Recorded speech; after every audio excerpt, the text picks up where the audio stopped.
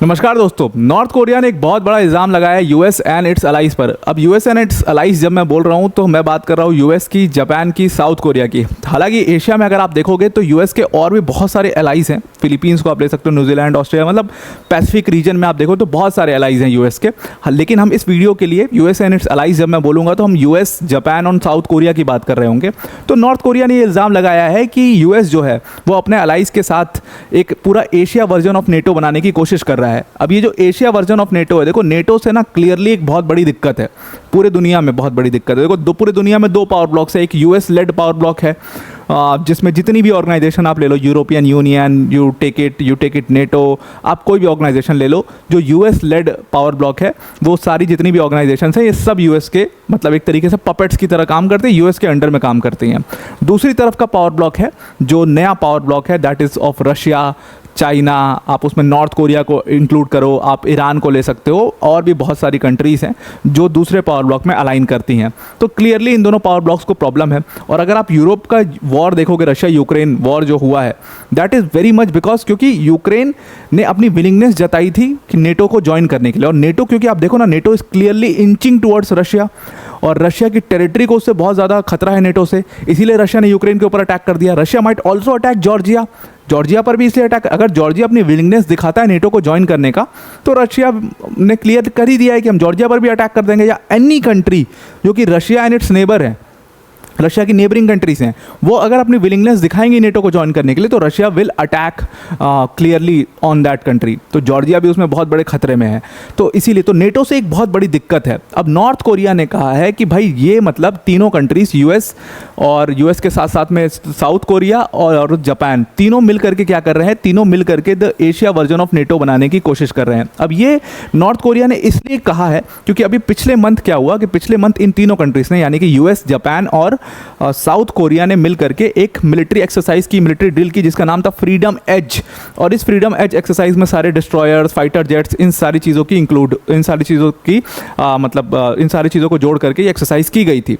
अब यहाँ पर ये एक्सरसाइज जो हुई है, ये एक्चुअली में पिछले साल में कैंप डेविड पर जो मीटिंग हुई थी, उनमें उस मीटिंग में, कैंप डेविड वाली मीटिंग में 3-वे मीटिंग थी वो, जिसमें जापान के रिप्रेजेंटेटिव थे, यूएस के थे और साउथ कोरिया के थे। इन तीनों ने कहा कि जो हमारी पार्टनरशिप है एशिया पैसिफिक रीजन में, उसको हम डिसॉल्व नहीं करेंगे, बल्कि हम अपने अपोनेंट को अपनी पावर हर साल दिखाएंगे और इसके लिए हम एक मिलिट्री एक्सरसाइज करेंगे। तो ये चीज़ पहले ही फिक्स हो गई थी। तो अभी पिछले मंथ उन्होंने यही मिलिट्री एक्सरसाइज फ्रीडम एज करी, और इसके बाद नॉर्थ कोरिया, रशिया, सबके हाथ पांव फूलना शुरू हो गए कि ये लोग कहीं ना कहीं एक एशिया वर्जन ऑफ नेटो बनाने की कोशिश कर रहे हैं।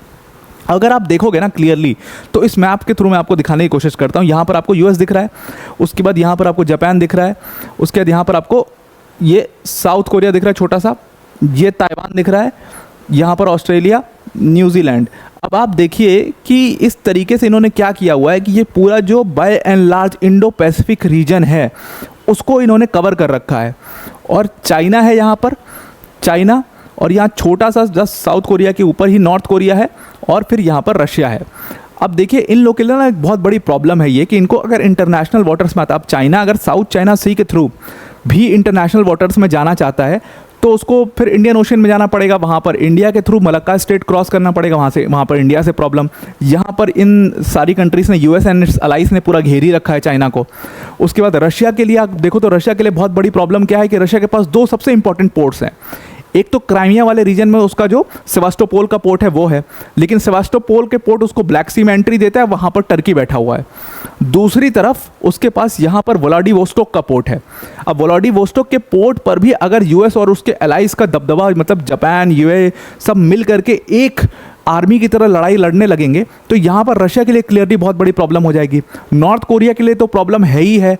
नॉर्थ कोरिया के लिए सबसे बड़ी प्रॉब्लम साउथ कोरिया। अगर साउथ कोरिया जितना ज़्यादा पावरफुल होगा उतना ज़्यादा नॉर्थ कोरिया वीक होता जाएगा, बिकॉज एकदम क्लियरली उनको लैंड बॉर्डर सटे हुए हैं, तो एक दूसरे को एक्सेस है पूरा।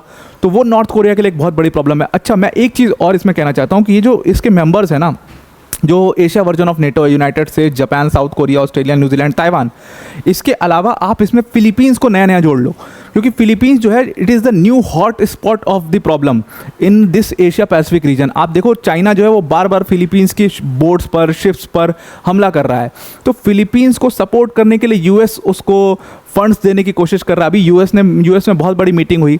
अभी जो नया जो गवर्नमेंट बनेगी ना यूएस के अंदर में, तो वो किस तरीके से इस एशिया पैसिफिक वर्जन, इस पूरा एशिया पैसिफिक रीजन को सपोर्ट करती है, वो एक बहुत बड़ी देखने वाली बात होगी। अगर जो बाइडन रहते हैं तो फिर तो पॉलिसी बाय एंड लार्ज यही होगी, लेकिन अगर डोनाल्ड ट्रंप आते हैं तो फिर ये जो पूरी पॉलिसी है इसमें कुछ चेंज आपको नज़र आएगा। ताइवान के साथ कोई चेंज नज़र नहीं आएगा, ताइवान को वैसे ही हेल्प करती रहेगी यूएस की गवर्नमेंट, लेकिन फिलीपींस को भी आप इसमें जोड़ लीजिए। अगर डोनाल्ड ट्रंप की सरकार आती है तो वो फिलीपींस जो है उसको और ज़्यादा सपोर्ट मिलेगा यहाँ पर। तो क्लियरली यहाँ पर एक एशिया वर्जन ऑफ नेटो बन तो रहा है, और इसीलिए चाइना, रशिया और नॉर्थ कोरिया तीनों कंट्रीज़ के हाथ पांव फूल रहे हैं। अब नॉर्थ कोरिया ने धमकी दी है कि भाई देखो, जो ये लोग एशिया वर्जन ऑफ नेटो बना रहे हैं उसको काउंटर करने के लिए और इस पूरे रीजन में पीस लाने के लिए हम एक बहुत अग्रेसिव अप्रोच लेने वाले हैं। अब जब ये अग्रेसिव अप्रोच की बात नॉर्थ कोरिया करता है ना, तो ये बहुत बड़ी प्रॉब्लमेटिक चीज़ है, क्योंकि नॉर्थ कोरिया अभी रिसेंटली उसने 2 बैलिस्टिक मिसाइल्स मार दिए साउथ कोरिया के ऊपर में। साउथ कोरिया की गवर्नमेंट ने खुद कंफर्म किया। उसके अलावा हाइड्रोजन बॉम्ब टेस्ट कर दिया।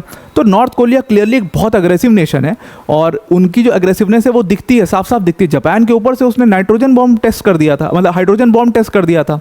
अब आप सोचिए कि किसी के एयर स्पेस के ऊपर से जब आप टेस्टिंग कर लेते हो, आपको कोई डर नहीं है, तो वैसी कंट्री, क्योंकि वहाँ डिक्टेटरशिप है कंप्लीट, उनको क्रिटिसाइज करने वाला कोई नहीं है, तो whatever decision he takes his nation with apply will that. तो अब नॉर्थ कोरिया एक बहुत ज़्यादा खतरनाक कंट्री है। तो वो जब कहता है कि हम बहुत अग्रेसिवली इस पूरे एरिया को लेंगे, तो आप एक अनदर वॉर शुरू कर सकते हो एशिया में, अगर एशिया वर्जन ऑफ नेटो से प्रॉब्लम होने लगी रशिया, नॉर्थ कोरिया और चाइना को, और वो प्रॉब्लम शुरू हो चुकी है। अब ये जो एशिया वर्जन ऑफ नेटो है, इसका अगर आप देखो तो लिंक, तो इन्होंने कहा कि हम ऐसा क्लेम, बेबुनियाद क्लेम नहीं कर रहे हैं, हम ऐसा क्लेम इसलिए कर रहे हैं क्योंकि आप देखिए कि जापान और साउथ कोरिया को नेटो में ज्वाइन कराने की कोशिश करी है यूएस ने पिछले साल। अब ऐसा क्यों कह रहा है नॉर्थ कोरिया? ऐसा इसलिए कह रहा है नॉर्थ कोरिया क्योंकि नॉर्थ कोरिया बोल रहा है कि इसीलिए साउथ कोरिया से रिक्वेस्ट किया यूएस ने कि आप यूक्रेन को आर्म्स दीजिए, और साउथ कोरिया ने उसमें पॉजिटिवली इंपैक्ट भी किया। तो अगर आप देखो यहाँ पर, तो नॉर्थ कोरिया ऐसा क्यों कह रहा है? क्योंकि देखो यूएस ने एक सजेशन दिया साउथ कोरिया को कि देखो, अभी पिछले महीने क्या हुआ कि रशिया और नॉर्थ कोरिया ने एक डिफेंस पैक्ट कर लिया, और उस डिफेंस पैक्ट के तहत जो है वो दोनों कंट्रीज़ पर अगर किसी ने भी अटैक किया तो दोनों कंट्री मिल करके वॉर करेंगी। चलो, अब इसके पहले नॉर्थ कोरिया के ऊपर और भी बहुत सारे इल्ज़ाम लग चुके हैं। हालांकि किम जोंग उनकी सिस्टर ने मना कर दिया था उन सारे इल्ज़ामों से।